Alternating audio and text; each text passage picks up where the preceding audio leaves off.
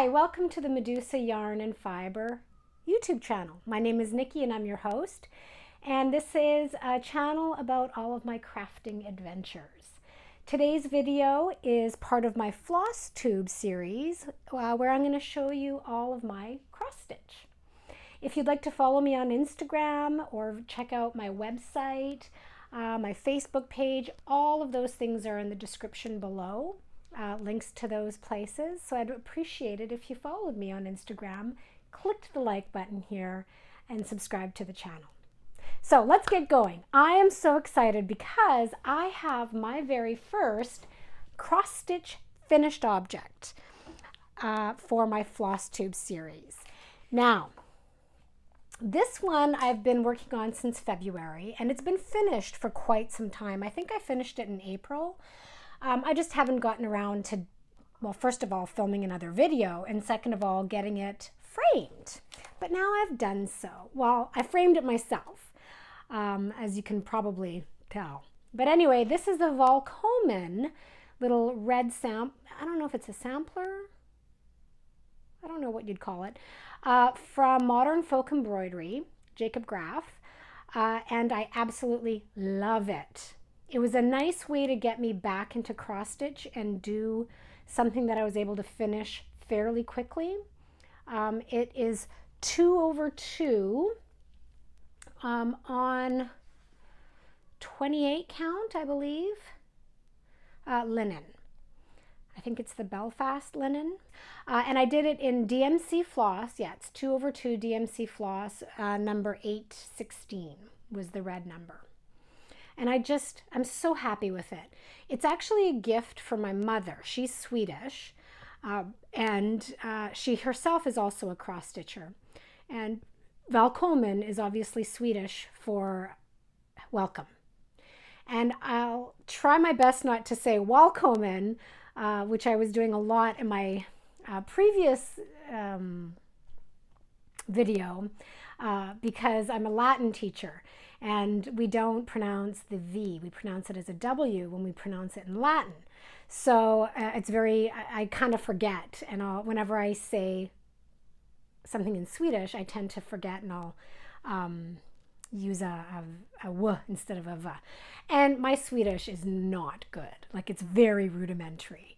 I studied it for a while when I was living up in Toronto. I had a great Swedish teacher because there's a very large Swedish population in Canada, but I loved learning it, but I just never got very good at it. And then, of course, I haven't really been working on it. I think it might be something I need to pick up again. But anyway, Välkommen, welcome in Swedish. I framed it myself, which was an epic catastrophe, let me tell you. I kept trying to do it quote unquote properly. I don't know if there's a proper way, but I tried to do it the threading method through the back. I watched an episode from Lori Holt doing that. I watched a couple of examples of people using foam board and little tiny sequence nails and attaching it. I tried all that, and I think that those are ways that will work for a future project. But with this project, I couldn't get them to work because when I was done stitching, I cut the fabric right away, hoping to see because I had a fairly big piece of fabric and I wanted to get going to use it for something else. And I cut it too close to the margins. Like, I didn't give myself good enough margins to be able to really experiment with framing. And I thought, okay, well, I went and I bought just picked up a frame, bought some acid-free matte board, and used fabric-friendly spray tack and just did it that way. That was the only way I was going to be able to get it. So maybe since it's a gift, I should have probably taken it to a framer, but I was eager to see if I could just do it myself. And I think it'll be fine. It's my mom. She's a very forgiving woman, and she would rather I do something like this than spend the money on a frame, because she'll love it. I know she will. So I'm very excited. And I have to say, modern folk embroidery is like my favorite aesthetic in terms of cross stitch patterns. So much so that I also have another pattern of his that I'm working on that has actually been languishing for several months, since at least April. And I'm doing this 2021 Stitch Along, the Fruits of Plenty Stitch Along. And I'll show you a picture of it here in all of its glory without getting too much of a glare. But isn't that just a stunning beauty? So I decided to do it, and I only started it up in February, so I was already behind. And then I was stitching on it almost exclusively for most of February and March. But then I stopped, and I'll explain why. I had a bit of a hiccup. But look at that. Look at how beautiful that is. I am doing the called for blues, the 2 blues, and I'm doing it on 32 count linen 1/1. So it's very fine stitching, but it's the kind of stitching I like to do. I like this kind of little fine stitching. Now the glitch or the hiccup that I ran into was something that's happened to almost all of my cross stitch except for the Valcomen one that's finished. And that is I've gotten it either dirty or damaged somehow. And this one was in its hoop, and it was I was stitching on it one night, and I'd set it down on the coffee table, and I'd reached for my glass of red wine, white linen, red wine, at the same time that my daughter was reaching for something. Oh, I was reaching for my glass of wine. She was reaching for something. We just had a bit of a hand collision, no one's fault, right? And my glass of wine fell over, and it got a couple of drops onto the linen. So I quickly erased and washed it. But there is, let's see if I can show you. I don't know, maybe you can't see it, but there is some kind of discoloration right in here. But I'm thinking it'll be okay. And that's why it's all kind of wrinkly and not very nice to look at right now, is because I haven't put it back in the hoop. I haven't ironed it and put it back in the hoop, because out of sight, out of mind. It was just sort of put aside, but it needs to get going because I'm 5.5 months behind. Oops. But anyway, I'm not all that upset about it anymore, because I think I'll be able to cover, I think most of that sort of discoloration will be covered up with stitches. It's not a full coverage pattern, but it is heavy on the stitches. So I think I'll be okay. And you know what? If you can see through it and you can see the stain and it's up mounted on the wall, I'll just say, yeah, that's where me and my daughter accidentally spilled red wine on it. You know, it's part of the story. It's part of the craft and the handmade element of it. Yeah, it's time to get back on this. I have to wear magnifiers with it. Oh, let's be honest, I have to wear magnifiers for all of it, even like the 2/2 on 28 count, I had to wear magnifiers. But it's time to get back to it because I really, really love it. And I'd like to get caught up with the stitch along. So, modern folk embroidery, he's my jam. I love, love, love his patterns. So another one that I have working in progress is Hands Across the Sea sampler, which was my first exposure when I was first getting back into cross stitch, for samplers that were reproduction samplers from Victorian England. And this was from 1866, the Marion Horsburgh, or Horsburgh, however you want to pronounce that. And I thought it was really pretty, first of all, and a nice small sampler I'm using. But anyways, here it is. I've gotten quite a bit of progress done on it. I've completed the entire border, and I've started on all the little motifs. And this one, I didn't get dirty, but my cat, Figaro, got his claws into it. You can see there. And there was another set over here that fortunately just got stitched over and you can't see it. So I'm hoping once I do the motif over here, the motifs, you won't be able to see those little claw holes. I need to be maybe a little bit more careful, but you know, we've got a busy household with 2 kids. We all work, well, not the kids, but We got a cat, we got a dog, we got neighbors who are constantly over with their kids. I mean, it's a menagerie over here. So things happen.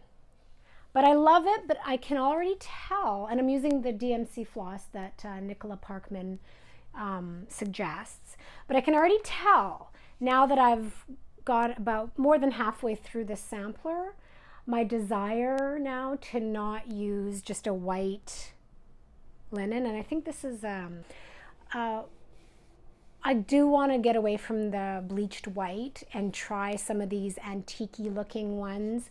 And I also want to get away from the DMC floss and try some silks. Although I'll always be a DMC girl because, first of all, it's nice on the pocketbook. You can get them anywhere. And that's kind of what we do, is embroider and cross-stitch with DMC. But for these samplers, I think that maybe more of an aged-looking linen and more of an aged-looking floss, like a more subdued color to the floss would be really nice for these samplers. Yeah, loving it. It's a nice little introduction to samplers, that's for sure. Now, the other project that I have on the go is my Heaven and Earth full coverage. I'll show you a picture. I absolutely love it. I think it looks like some Klimt artwork, which is why I chose it. The problem is that I haven't really worked on it. So it's the mini Moonlighting. The artwork is by Marjorie Sanjat, and there's a picture of it. Isn't that cute? And I'm doing this, I'm doing all of this for myself, but also to create heirlooms for my daughter and my son if he's interested, but my daughter's really interested in crafts. And while I knit for them a lot, well, not for them anymore, but while I'm a big knitter, I also understand how easily knitted garments and blankets and stuff like that can get ruined. Or something hanging on a wall, like a cross-stitch pattern, is pretty hard to ruin day to day. But anyways, this I haven't made a whole lot of progress. My intention was to do 100 stitches a day. It's on 25 count Lugana with the grid, which I love, but it hasn't been happening. I think it's because I have had my sewing machine set up on the table that this is normally set up on, because being a full coverage, this is the kind of thing that I work on when I'm home alone at my desk. I don't work on it while I'm watching TV or if I'm hanging out with my family or anything like that. This is like a solitary stitch, and it's 1/1, and I think because I had set it aside and put up my sewing machine to do some quilting, this kind of just, again, out of sight, out of mind. So as you can see, I haven't made a whole lot of progress, but I'd like to change that because I do really, really like this picture. And I'd like to, my daughter just loves the cats, and she just wants me to do it so badly. I'm like, sweetheart, it's going to be a year minimum before this thing is done. But yeah, so I have to say I've been enjoying this particular one when I have had a chance to work on it, because it's really forcing me to become a better stitcher. Just doing the all over design, and then especially with all this dark thread on a white background, I have had to be really aware of my stitch tension. So I've been very, because otherwise you'll see the white through it. So I'm kind of very much using this as sort of honing my stitching skills in terms of tension. I don't notice that quite so much on the Fruits of Plenty stitch along with Modern Folk Embroidery. This one, because it's such fine stitching, you can't see the white through it all. So yeah, mini Moonlighting, Heaven and Earth design. I love it. But let me tell you, I think I'll only ever have one full coverage project on the go at a time. And this one I'm doing all the called for DMC. It's got like 98 colors in it or something like that. So I just went with DMC floss for that one. And that's it. So this means, okay, I'm trying to keep my works in progress under control. I do not want to end up with 20, 30 projects, even though I'm so tempted. I can't. So I've decided 4 is my limit. We'll see. Because I also have like 4 quilts on the go and 4 knitting, well, more like 10 knitting projects on the go. So let's be honest here. So now that I've gotten the Val Coleman finished and framed, ready for my mother, it's a gift for her, I think it's time to start something new. And I think I'm going to do something that I never do with any of my crafts. And that is, I'm going to do a seasonal holiday one. I'm going to do a Halloween cross stitch. So I got to pick one. If you have any suggestions for any favorites for Halloween, tell me what you think, what your favorite Halloween cross stitch is. Keeping in mind that I prefer linen over Aida, and I don't want it to take me a year to knit it. I want it to be a manageable size, right? A nice manageable size so I can have it done by Halloween. So I'd really appreciate any suggestions for your favorite Halloween cross stitch pattern. I'm going to let you go, and I can hear my son getting antsy. We have an appointment we have to get to, so it's time. Less than 20 minutes. That's pretty good for me. So everybody, I hope you're enjoying your stitching and enjoying your summer and staying safe, and we'll see you again soon. Take care.